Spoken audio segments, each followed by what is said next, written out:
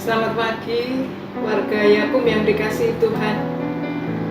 Mari kita awali ibadah kita di dalam doa. Mari kita berdoa. Bapa yang Maha Baik, terima kasih untuk berkat-Mu, untuk kesehatan dan segala kemurahan yang boleh kami nikmati hingga hari ini. Kami mohon urapan Roh Kudus-Mu di saat kami hendak merenungkan sabda-Mu, sebab Engkaulah sumber hikmat dan kebenaran dalam kehidupan kami. Biarlah Engkau yang membuat kami memahami apa yang menjadi kehendak-Mu melalui firman yang hendak kami renungkan, sehingga kami boleh hidup dalam kebenaran Tuhan, dan kami semua boleh menjadi berkat Tuhan bagi banyak orang. Terpujilah nama-Mu, kami sambut firman-Mu di dalam nama Tuhan kami, Yesus Kristus. Amin. Warga Yakum yang dikasihi Tuhan, selamat pagi. Hari ini firman Tuhan yang menjadi pokok renungan kita terambil dari kitab Kejadian 32 ayat yang ke-30 yang berbunyi demikian. Yakub menamai tempat itu Peniel, sebab katanya, "Aku telah melihat Allah berhadapan muka, tetapi nyawaku tertolong." Tema untuk hari ini adalah berdoa yang kuat. Saudara-saudara yang dikasihi Tuhan, berbicara mengenai sosok Yakub rasanya sangat lekat dengan kita. Sang penipu, orang yang banyak berbuat dosa, tetapi dikasihi oleh Allah. Ia menipu kakaknya, ayahnya, pamannya untuk mendapatkan berkat. Sampai dia harus melarikan diri dari tanah kelahirannya dan tinggal bersama keluarga pamannya, dan kemudian juga meninggalkan keluarga pamannya karena merasa tertipu. Hidup yang dijalaninya tidak mudah, tetapi yang mengagumkan adalah Allah sangat mengasihi dia. Kemanapun Yakub pergi, Tuhan menjagai dia, dan janjinya untuk melindungi dia dan membawanya kembali ke tanah Israel dan menjadikan dirinya dan keturunannya sebagai berkat bagi semua kaum di muka bumi ini menjadi kenyataan. Saudara yang dikasihi Tuhan, sekalipun demikian, dalam pasal 32 sebagai bagian dari bacaan kita hari ini, Yakub diceritakan bergumul berat saat akan kembali pulang ke tanah leluhurnya. Dia takut bertemu dengan kakaknya yang telah ditipunya. Dia seolah tak sanggup menghadapi kegeraman kakaknya yang mungkin akan membunuhnya. Karena itu Yakub mengatur strategi. Dia mengirim utusan untuk menghadap kakaknya terlebih dahulu. Dan utusan ini pulang dengan menceritakan bahwa kakaknya sedang dalam perjalanan disertai dengan 400 orang untuk menyongsongnya. Maka semakin takutlah Yakub. Lalu dia membagi orang-orangnya menjadi 2 pasukan. Seandainya kakaknya akan menyerangnya, maka satu pasukan akan melarikan diri, dan satu pasukan akan menghadang kakaknya dan rombongannya. Yakub mulai berseru dalam doanya kepada Tuhan. Ia sadar diri bahwa dulu dia pergi sebagai pelarian yang tidak punya apa-apa. Sekarang dia memiliki harta yang sangat banyak jumlahnya, anak dan istri, dan banyak hal yang Tuhan limpahkan dalam hidupnya. Yakub membagi mereka di dalam 2 pasukan. Tapi hari itu Yakub merasa bahwa tanpa campur tangan Tuhan, apa yang dimilikinya tidak berarti apa-apa. Semuanya menjadi sia-sia. Yakub kemudian mengambil sebagian harta bendanya itu, ditatanya sebagai persembahan untuk kakaknya.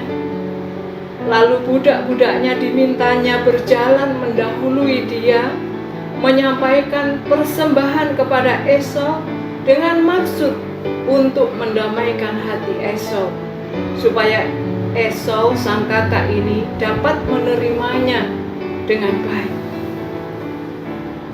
Yakub malam itu menyeberangkan istrinya dan ke-11 anaknya serta segala harta bendanya melintasi sungai Yabok. Dan tinggallah dia seorang diri dalam sepi dan dalam kegelisahan. Pada saat itu muncullah sosok laki-laki yang bergulat dengan dia sampai fajar menyingsing. Saking kuatnya orang itu, Yakub sadar bahwa sosok itu bukanlah sosok sembarangan. Karena itulah Yakub meminta agar sosok itu memberkatinya. Yakub kemudian diberkati. Di Hosea pasal 12 ayat 4-5 ditegaskan bahwa Yakub bergumul dengan malaikat Tuhan dan dia menang. Dia menangis dan memohon belas kasihan kepadanya. Dalam perjumpaan itu, Yakub diubah dari namanya Yakub sang penipu menjadi Israel, pribadi yang berjuang dengan Allah. Dari laki-laki yang berjalan dengan tegap, sekarang karena pangkal pahanya yang terpelecok, dia menjadi pincang. Dari pribadi yang mengandalkan kekuatan otot dan akalnya yang penuh tipu muslihat untuk mendapat berkat, sekarang dia meminta supaya Tuhan saja yang memberkatinya, karena dia sadar bahwa istri, anak, harta, pasukan yang melindunginya tidak dapat menjamin keselamatannya. Saudara, di masa pandemi COVID-19 ini, kita rasakan beban usaha di semua rumah sakit Yakum sedang berat. Antara pemasukan dan pengeluaran tidak seimbang. Hampir semua kita mengalami kunjungan pasien menurun hingga 50%. Kita juga mendengar bahwa semua bisnis menjadi lesu di luar. Banyak karyawan yang mengalami PHK atau mengalami pengurangan gaji mereka. Mungkin kita bertanya, apa yang akan kita lakukan? Mari sebagai warga Yakub, kita belajar dari pengalaman Yakub dengan bergumul dalam doa yang kuat di dalam Tuhan. Yakub diubahkan dari karakternya yang mengandalkan kekuatan sendiri, yang penuh dengan tipu daya. Dalam mendapatkan berkat, kemudian dia dimurnikan menjadi pribadi yang paham bahwa sumber segala berkat dan perlindungan itu hanya pada Tuhan, Sang Pemilik kehidupan ini. Saat Yakub mengimani kebesaran kuasa Tuhan, masalah-masalahnya Tuhan selesaikan. Dia berjumpa dengan kakaknya dalam suasana yang penuh kasih. Tuhan ubahkan hal yang paling ditakutinya menjadi berkat baginya. Bahkan kakaknya berkata, "Adikku, aku mempunyai banyak, peganglah apa yang ada padamu." Saat Yakub memberikan pemberian-pemberiannya untuk kakaknya, kakaknya menolak. Saudara, mari kita bertekun dalam iman percaya kita kepada Allah yang setia menyelamatkan kita. Janganlah kita fokuskan pikiran kepada masalah-masalah yang menyekitari kita, sehingga kita menjadi takut.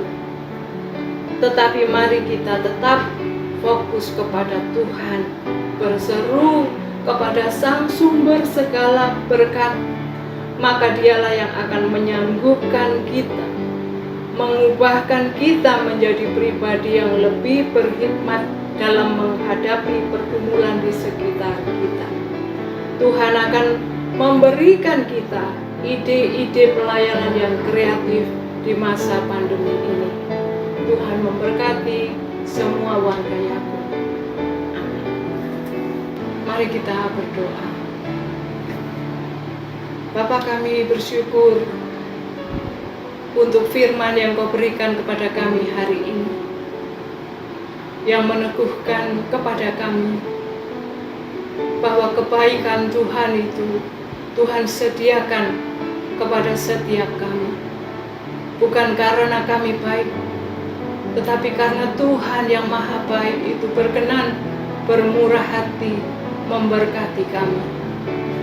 Bapa di sorga, kami percaya firman-Mu berkuasa atas setiap kami dan menuntun kami semua untuk tetap semangat melayani dan melakukan pekerjaan Tuhan dengan sepenuh hati melalui rumah sakit di jajaran Yakub. Biarlah nama Tuhan dipermuliakan di tengah pelayanan kami, sebab kami percaya perlindungan Tuhan senantiasa Tuhan karuniakan kepada setiap kami. Dan Tuhan sanggup menyediakan yang terbaik bagi setiap orang yang setia kepada Tuhan dan mau menaruh pengharapan hidupnya hanya di dalam penyertaan Tuhan. Di dalam nama Tuhan kami Yesus Kristus kami berdoa. Amin.